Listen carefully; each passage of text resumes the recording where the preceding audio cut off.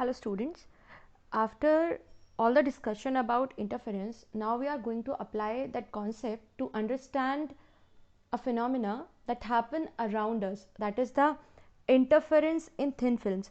Now thin film here means an extremely small thickness of a transparent medium. So we have a layer of a transparent medium of extremely small thickness, then we call it as thin film. So here thin film means extremely small thickness or a layer of transparent medium, a layer of transparent medium with extremely small thickness. If we have such kind of film, for example, if we have a soap film or a thin film of oil spread over water, and when we see it in the reflected white light, it shows beautiful color pattern to us. All the colors of Vibgyor are present there. Then this phenomena is due to the interference between the light waves reflected by the upper and the lower surface of the thin film. So the thickness of the film is very small. We are getting reflected light waves from the upper surface as well as from the lower surface of the thin film, and both these waves superpose with each other to give us an interference pattern which contains all the colors, because it is the white light that we are incidenting. So since these both originate from the same source, the lights that are superposing the waves that are originating from the same source, so they are coherent waves, and that's why they are capable to show the phenomena of interference. So here in the diagram you can see we are considering a parallel sided thin film. What we have considered, parallel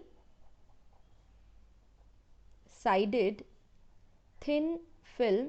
Thin film means the thickness is very small, and here we have considered this thickness to be small t, very thin film of thickness t, and the medium that we are taking, it has refractive index mu. So for the film, if we are taking an oil film, then the refractive index of the medium is mu. This we are assuming. Now the ray SA, this is the ray SA of monochromatic light, is incident on its upper surface. Okay, this is a monochromatic light. This ray is incident on its upper surface. This surface is the upper surface. This ray, when suffer or when incident on this surface, it undergo partial reflection and refraction. At all the points, all the successive points, it undergo partial reflection and refraction. For example, at point A, this is the reflected ray and this is refracted ray. Again at point B, this is reflection because the ray is bouncing back to the same medium, while the ray which is emerging out here, it is the refraction. So at every point we can see reflection and refraction, right? Reflection and refraction. Similarly, reflection and refraction. So the ray SA, this is the incident monochromatic incident light on the upper surface of the film, and it undergo partial reflection and refraction at all successive points A, B, C, D and so on, right? So this process go on like this, and it gives us a set of parallel reflected rays. So we get a set of parallel reflected rays here and here. So we get a ray parallel reflected rays, a set of parallel reflected rays. These rays are R1, R2 and so on, and similarly on the other side we get parallel transmitted rays, and these rays are T1, T2 and so on. Now when these rays are focused by our eye lenses, we can observe interference pattern. because these rays superpose each other and show us an observable interference pattern.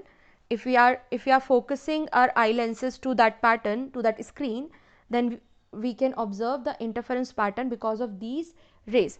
Now if you want to know where we get bright fringe and where we get dark fringe, so for that we have to find the path difference between these rays. To get the interference or to get the position of bright and dark fringe, we need path difference. For that we have drawn a perpendicular CE here. Now CE is the perpendicular CE we have taken on the ray AR1. So if we compare these two rays, the path difference between the two reflected rays P, the path difference between the two reflected rays P can be given as, so this can be calculated by the diagram. If we compare these two rays, so the ray CR2, before coming to point C, it travel AB and BC extra. Okay, the AR1 ray travel from A to R1 while it travels from C to R2, but before coming to point C it has to travel AB plus BC extra minus this is the extra distance which is traveled by AR1 also. So this part of the distance we have to subtract, while this we have to add. So the net path difference between the two rays is AB plus BC. This the light ray travel in the film, right, minus AE, this the ray AR1 travel in air. So this is the required path difference. That means this was the distance in film. So if we want to find it in air, we have to multiply it with refractive index. So mu AB plus BC. Now if we multiply it by mu, it becomes the distance in air minus AE in air. If we solve this, we get 2 mu t cos r. Just this can be done by the simple geometry using the diagram. Okay, so I am using it directly here. P is equal to 2 mu t cos r. This is the path difference between the rays, where r is the angle of refraction. Now the ray r1 is reflected by the upper surface, while the ray r2 is reflected by the upper surface after traveling through the film. So there is a difference. The first ray that we are getting, it was not traveling in the film, while the second ray we are getting, it is traveling in the film. So there is an extra path difference of lambda by 2 that was suffered by the second ray. Hence if we want to find the net path difference, so net path difference will be the path difference between the rays 2 mu t cos r plus lambda by 2, which is because of the difference in the surfaces. Means the ray 1 is reflected from the first surface, upper surface, while ray 2 is reflected from that surface but after going through the film. So this lambda by 2 is inserted because of that. This is the extra path difference suffered by the ray R2. So we have the net path difference 2 mu t cos r plus lambda by 2. Now we have two situations, one for bright fringe and that means maxima, and this is for dark fringe, that is minima. For bright fringe, net path difference should be integral multiple of lambda. So it should be 2 mu t cos r plus lambda by 2 is equal to n lambda. And if we solve this, we can get the value of 2 mu t cos r is equal to 2n plus 1 lambda by 2, where n is equal to 0, 1, 2 and so on. This is the condition for bright fringe. While for dark fringe, 2 mu t cos r plus lambda by 2, it should be equal to 2n plus 1 lambda by 2, where n is equal to 1, 2, 3 and so on. Okay, since we are taking 2n plus 1, so we have to start with 0. If we take 2n minus 1 as odd number, then we start with 1. If we take 2n plus 1 as odd number, then we have to start with 0. So if we solve this, we get 2 mu t cos r is equal to n lambda, where n is equal to 0, 1, 2 and so on. So this is the condition for dark fringe, this is the condition for bright fringe in case of interference in reflected reflected set of rays. So this we were talking about the reflected set of rays AR1 and CR1. Now similarly we can find it for the transmitted light.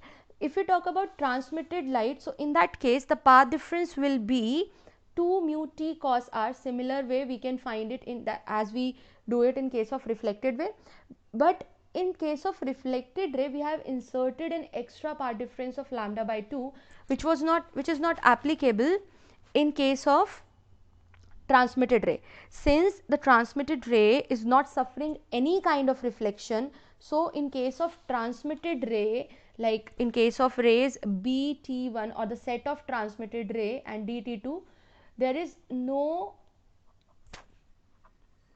reflection from the surface. There is no reflection from the surface. So because of that lambda by 2 is not inserted there. There is no extra path difference, and the path difference between the two rays will remain P is equal to 2 mu t cos r. Simply the value is 2 mu t cos r. Now similarly we have to substitute the conditions n lambda for bright fringe and 2n plus 1 lambda by 2 for dark fringe, and n will vary from 0, 1, 2 and so on. Similarly n will vary from 0, 1, 2 and so on. So this is the condition for interference in transmitted set of light rays that we are getting. As we can observe from our calculation, the conditions for maxima and minima we are getting in reflected system and in transmitted system are opposite to each other. In reflected system, that condition we are getting for bright fringe, that we are getting in case of dark in transmitted system. So we can say that both systems are complementary to each other, or reflected and transmitted systems are complementary. So if you find some phrase written like this, that the reflected system and transmitted system are complementary to each other, so that means the locations at which we are getting bright fringes in reflected, at the same points in case of transmitted set we will get dark fringes and vice versa. So जिन conditions पे हमें bright मिल रहा है reflected system में, उन conditions पे हमें dark मिलेगा ट्रांसमिटेड सिस्टम में, and opposite to that it will also be valid. So a film which appear bright by reflected light will appear dark by transmitted light. That is what I mean by saying the two systems are complementary. Reflected and transmitted system are complementary. That means if a film appears bright by reflected light, it will appear dark by transmitted light and vice versa. This was the case of monochromatic source, but if we use a white light source, then it consists of all the 7 colors. So all colors can be seen there. There will be a colored pattern. Since the components that are present in white light, or the constituents of white light, have different wavelengths, so the conditions for maxima and minima are different for every case, and their maxima and minima can be obtained at different points of the thin film, so that a colorful pattern can be seen as the interference result. Okay, that's all for the video. For further videos, stay tuned and keep studying. Thank you.